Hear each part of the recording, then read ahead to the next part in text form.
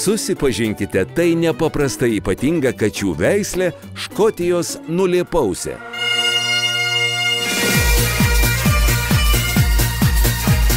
Jos veislės pavadinimas kilęs iš natūralaus geno, kuris paveikia kūno kremzles. Dėl to jos ausys palinkusios į priekį. Škotų nulėpausės dėl savo unikalios išvaizdos ir labai mielo charakterio yra labai populiarios. Šios veislės istorija prasidėjo dar 1961-aisiais Škotijos Perto miesto Teisaido regione esančioje fermoje. Avių augintojas Williamas Rossas rado katytę nulėpusiomis ausimis. Šią katytę Williamas pavadino Suzy. Suzės mama buvo su normaliomis ausimis. Tačiau Suzy turėjo genetinį nukrypimą, dėl kurio jos ausys buvo nulėpusios. Šis Suzės bruožas labai sudomino Williamą. Todėl avių augintojas nusprendė pasilikti kiek vėliau Suzės atsivestą kačiuką balto kailio kamuoliuką ir pavadino jį Snooksu. Kai Snooksas užaugo, misteris Rossas nusprendė veisti šias kates su britų trumpaplaukėmis.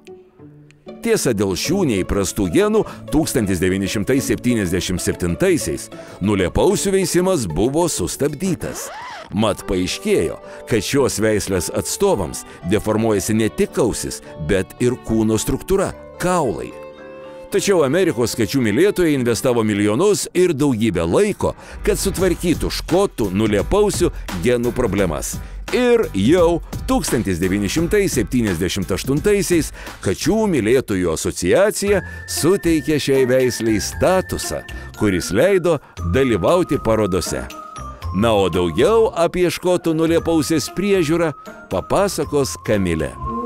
Šių kačių veislė yra tikrai labai įdomi, jinai yra gan savarankiška, kartu galima pasakyti, kad jinai yra ir mieguista katė.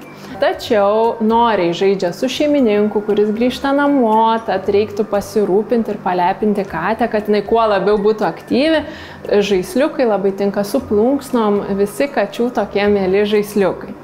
Taip pat katė yra tikrai labai tankaus kailio, tokio dvigubo kailio, turi daug povilnės, tai porą kartų į savaitę tikrai reiktų šukuoti, nes kai katės turi tokį tankų kailį, tai žinoma, kad jos ir prisilaižo plaukų į vidų. Tai reikia naudoti būtinai malt pastą, kuri lengviau padeda pašalinti tuos prilaižytus plaukus ir kartu palengvina virškinamojo trakto pereinamumą. Ką dar žinoti apie šias kates, tai kad reikia prižiūrėti akis ir nulėpusias ausis. Nes ar šuo, ar katė, kur ausis yra nestačios, bet nulėpusios, tai yra labai puikia terpė veistis bakterijoms. Šituo atveju labai tiktų šarminis vanduo. Nereiktų niekada griebtis medicininių priemonių, kad išvalytume akis arba ausis, yra tikrai natūralių.